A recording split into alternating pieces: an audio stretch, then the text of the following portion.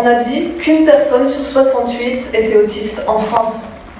Ce qui constitue presque une épidémie, parce qu'une personne sur 68, ça veut dire que chacun d'entre vous en connaît forcément une, ou dans son entourage, ou dans la famille, ou dans le voisinage. En Corée, par exemple, il y a un enfant sur 38 qui est autiste. En Grande-Bretagne, un enfant sur 64 est autiste. Enfin, c'est énorme, quoi, parce qu'avant, c'était 1 sur 5000. Alors, il y a un congrès qui a eu lieu par des scientifiques de renom à Paris en janvier dernier, le congrès Sortir de l'autisme. Et l'intitulé de ce congrès, c'était « L'autisme, maladie du XXIe siècle ou dernière maladie de l'humanité ». Tellement c'est grave. Voilà, on n'en a pas conscience parce qu'on en parle une fois par an à la télé, mais c'est quelque chose quand même qui est mondial, c'est quelque chose qu'on ne connaît pas très bien. Moi, si je raconte en 2 mots ma vie, quand j'étais petite, j'avais 3 rêves. Je voulais être enseignante, ça c'était ma vocation première. Donc je suis devenue professeure d'anglais-français, avec joie et enthousiasme et tout ce qu'on veut. Ma deuxième vocation, c'est d'être médecin. Je voulais absolument être médecin aussi, mais je ne peux pas faire les deux.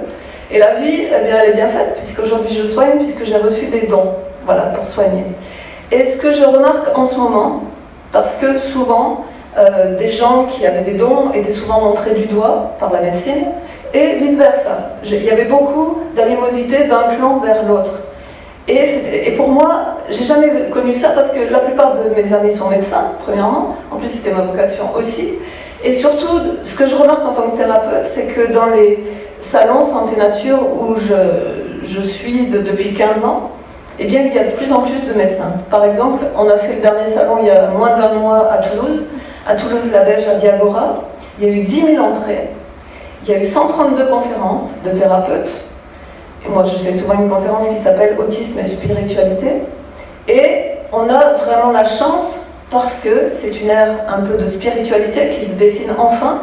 Après tous les carnages qu'on a vu avec les attentats, il y a quand même une nappe de fond qui se veut bienveillante. Et les médecins vont de plus en plus vers une médecine aussi énergétique. Vous avez beaucoup de médecins qui sont à la fois homéopathes, qui prônent la sophrologie. Quand on va à l'Oncopole, par exemple, où je suis amie de l'Oncopole, c'est pour vous dire que moi, la médecine, c'est quelque chose qui m'est très cher. Et j'ai aussi des dons, donc je suis à la fois dans l'un et dans l'autre. Et à l'Oncopole, il y a des sophrologues, il y a maintenant des hypnothérapeutes, il y a même un magnétiseur. Donc il y a des choses qui émergent et qui sont plutôt les bienvenues parce que la médecine a besoin des thérapeutes et les thérapeutes ont besoin de la médecine. Et ce qu'on voit dans ce congrès qui a eu lieu à Paris, c'est que la cause de l'autisme, elle est multifactorielle. D'où l'impasse entre guillemets médicale, parce qu'on ne peut pas dire encore que la médecine sache guérir l'autisme.